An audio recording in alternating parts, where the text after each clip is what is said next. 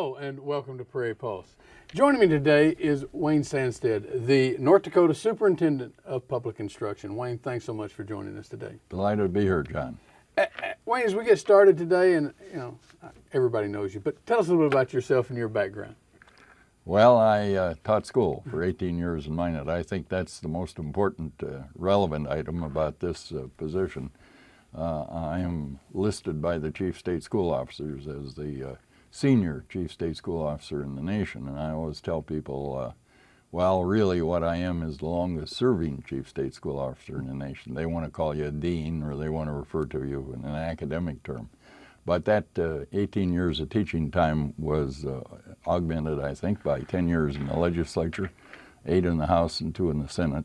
And then I had the privilege of serving as Lieutenant Governor with Governor Link for 8 years, and have now been entering my 7th term of 4-year term of office as the Chief State School Officer, or in North Dakota, we call it State Superintendent. In many states, they call them State Commissioner of Education, but usually those are appointed Chief State School Officers as opposed to elected. Okay. Well, with that, then, I believe you're the longest serving elected official in North Dakota. Well, I've been on the ballot 44 years in North Dakota in one or those other offices, so that's 5 or 6 offices now. And the fact of the matter is that I enjoy public life, and I do it purposefully, and I'm fortunate that the voters have agreed with that. I've had 1 election loss. Now, that's the one I remember. Governor Link and I were running for a 3rd term as Lieutenant Governor and Governor. And would you know, the Reagan landslide hit us in 1980. And to everyone's surprise, mostly us, I think, we were shocked. But the Reagan landslide took out everybody that was on our side of the ballot. And so in 1980 had 1 election loss, and that's the one I remember the most. The other 16 went real well. Does the job ever get old for you?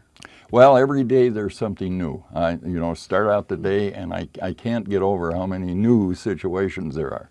Now, that's either an irritated parent calling up or a lawyer calling up about a particular problem that a district has. Yesterday I started with a lawyer. So the fact of the matter is every day is probably different, and I suppose that's what makes, and then education changing so rapidly, and the challenges are so significant. And then importantly, I think the work is so valuable to the students of your state and the future of your state. So naturally I'm there because I want to be there. And that continues to be, I think, the reason I'm there. I have a good staff. I have people who work very hard at serving K-12 education in North Dakota. I take great pride in that kind of leadership, and we have a strong reputation across the country. Everywhere I go, I run into North Dakota educators who are working in other states, and captains of industry and business and finance and the military and education come up and say, boy, we want those North Dakota graduates, because they're the kind of people that work well. They have a work ethic, they're honest, they're forthright, they're involved in their communities. I think that's a key element. So a lot of the strengths of the North Dakota education system come across on wherever I travel or whoever I see, and I find that to be encouraging as well. It says that we're highly appreciated across the country. Well, that's interesting and good. Well, let's talk about the current 2009-2010 school year. How are the enrollment numbers? Well, enrollment continues to change, I guess you could say, except we now have sort of a bright spot in both births and in certainly the development of the oil industry has made a difference, and the economic development's made a difference. We lost in about a 15-year period about 25,000 students in North Dakota. So there was that heavy shift out of the rural areas that was occurring, and that meant that we lost about 70 school districts as well. So there's been a significant decline in student numbers over the years. Births reached their lowest place in 2001, and from then on now we have seen a slight increase. We're at about 93,400 students now. We're projecting and they call it a student cohort increase. It's like the students coming from birth to the 6-year entering school time. But that cohort looks like it'll go up certainly to 96,000. So there's going to be a moderate increase. It's not going to be a big boost, but at least it's not a decline anymore. Well, what districts are actually seeing these growths? I mean, I know I've heard West Fargo, and I've heard out in the western districts with the oil boom. Sure. Is that where we're seeing the growth? We know this year we had about 300 increase, I think, in just the 3 counties. Now there are 15 really oil-producing counties. Almost all of those show some increase. The most significant, of course, is Stark and Williams and Ward, both because of active wells and drilling, and also management offices which are being located in the larger cities. Certainly, I think the fact of the matter is that we have a better economic scene than we've had in a long time, and that makes a difference. Young people are likely to stay rather than migrate to the cities. They've got jobs here now. The low unemployment is such a plus. So I think from the perspective of education, we can count on pretty full schools and classrooms. Well, and out-migration, you've kind of covered some of it, but is out-migration still a major concern? I mean, 6, 8, 10 years ago, it was a huge concern. You've given some numbers that sound encouraging. So how much of a concern is it for the future? Well, we really want to keep these young people we educate, and that's so important. We have some of the largest going on to college, both the 2-year and the 4-year campuses this year are experiencing large increases in students, but the ability to keep those students here once they graduate is predicated on the jobs available. And from that perspective, one of the most important elements, certainly of state government, is to make sure that we have economic expansion and opportunity for those students. So from that perspective, I hope that we not just have younger kids. That's the high school graduation days. But the fact of the matter, those who will have an opportunity to work and live in North Dakota and raise a family in North Dakota, because that's what will make a difference to our school districts. Okay. Speaking of school districts, how about consolidation? I know this is a hot button anytime it comes up. Can you talk about, are there any impending consolidations out there? Well, we hear about districts who are talking about one factor is disillusion, where they just quit, and we had one in the northeast corner of the state where that happened. They just ran out of kids, and of course it's always a local decision. I hasten to add, the state of North Dakota doesn't force any school districts to close. They close because the local school board has ran out of kids, more likely, or in some cases resources. Very difficult to run a district with 5 kids. We just had one of our smallest districts up near Minot, one-room school that's been there for a long time, but they're down to 5 kids this year. So they announced that they're not going to continue to operate. And so from that perspective, I see some shutting down probably occurring in some of the more stressed rural areas, those that have just ran out of kids, and they need to work with their neighbors. We're doing a lot in technology education. We're doing a lot in distance education to try to make sure that those communities can continue to be served by a school, because once the school goes, and that's where the fear factor comes from, that boy, we're going to lose our school, and there goes the whole show as far as that community is concerned. So I think local citizens are going to try their level best to attract young people, or most especially to work with their neighbors, so that the continued education opportunity is there for students. Wayne, again, with your history here, maybe it's got to be difficult for a small town to lose a school, and gives up some identity, I assume.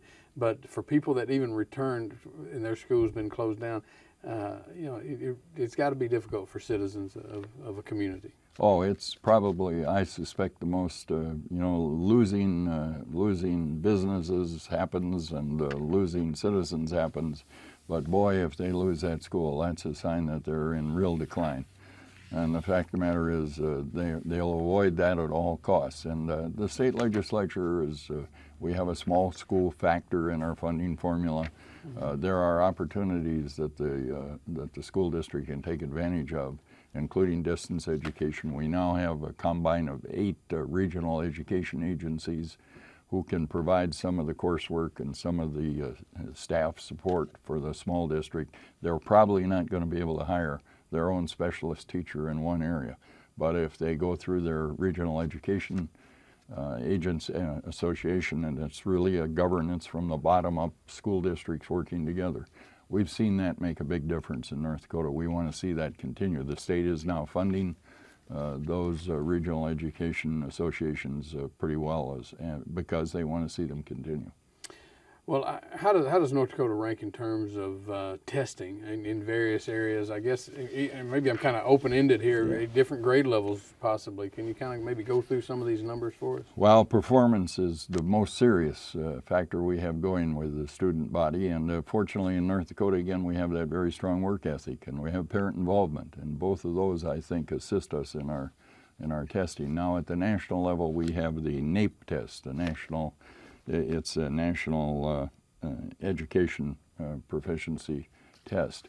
The Nape scores, of course, are always really important. In 2005, we hit a highlight when we had the best science scores in the nation in the Nape. The next Nape Science will be 2010, so we're looking forward to that one.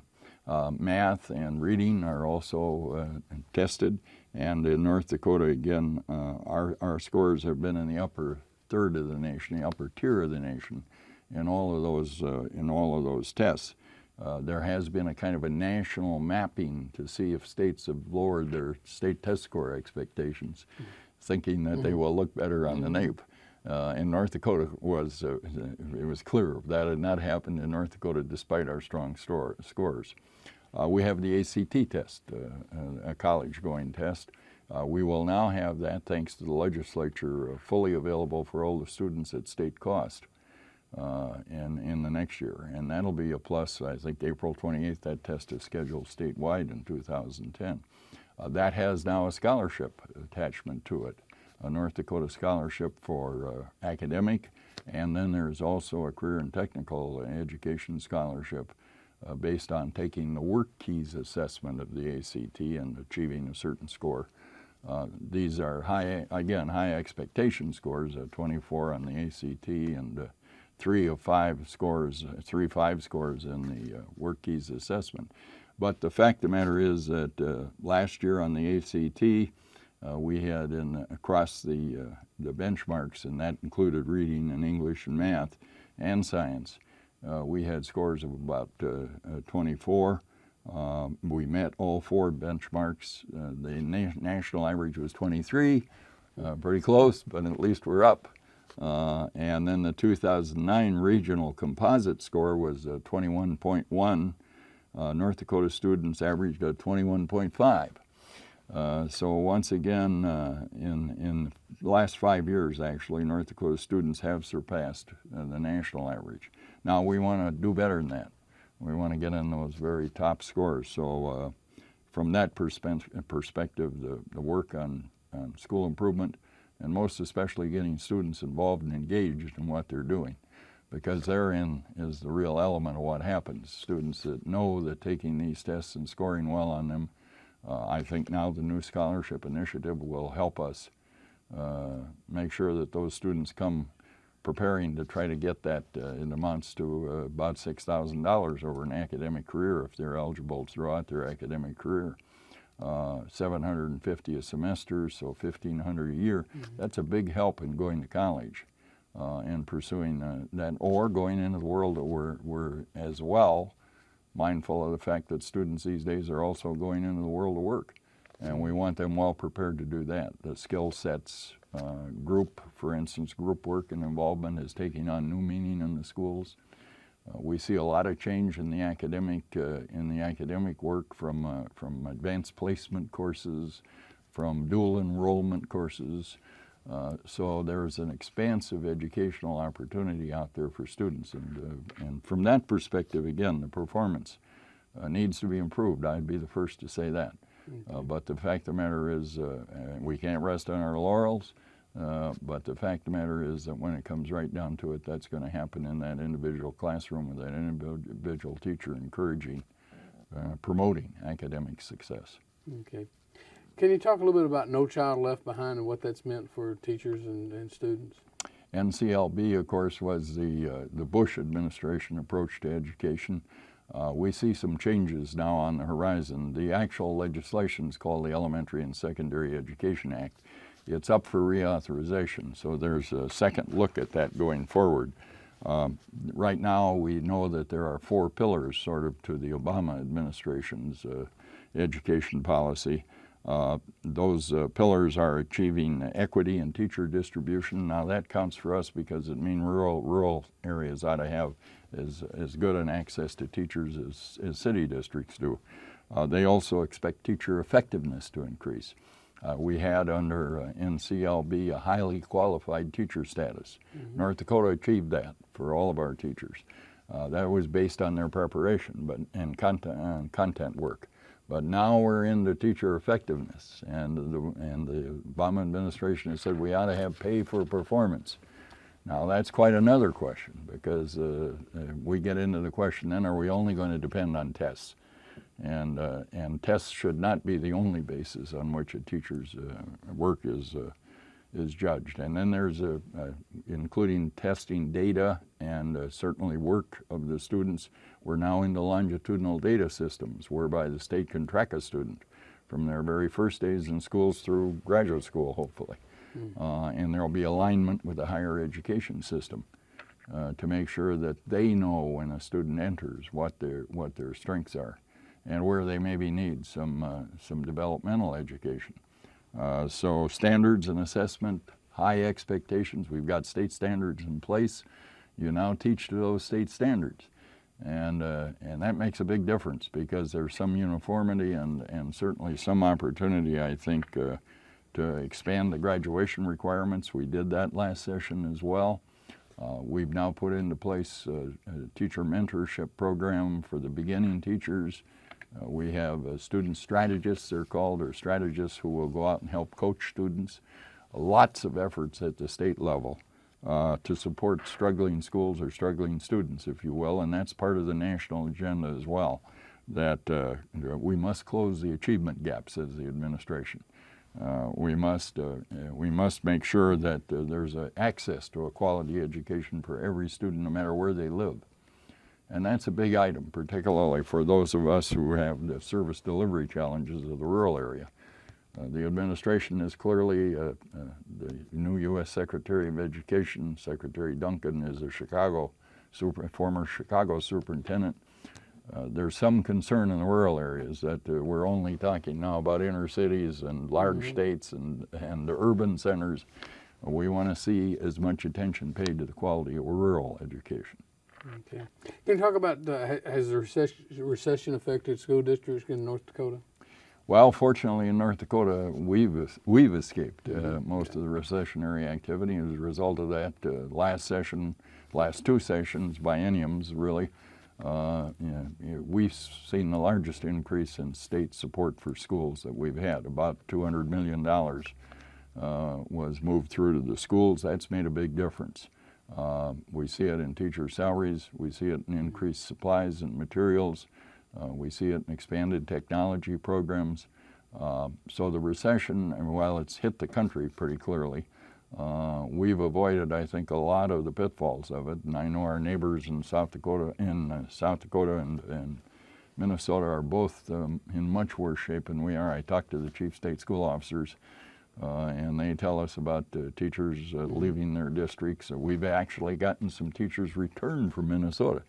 And that made my day because they were good teachers who went to Minnesota for higher pay, but they've come back to North Dakota now for the lack of jobs. Well, that leaves, is there a teacher shortage in North Dakota? We still have areas where there are vacancies in the districts, particularly, of course, certain areas that are kind of traditional, math and science. The content areas are always difficult to get teachers in.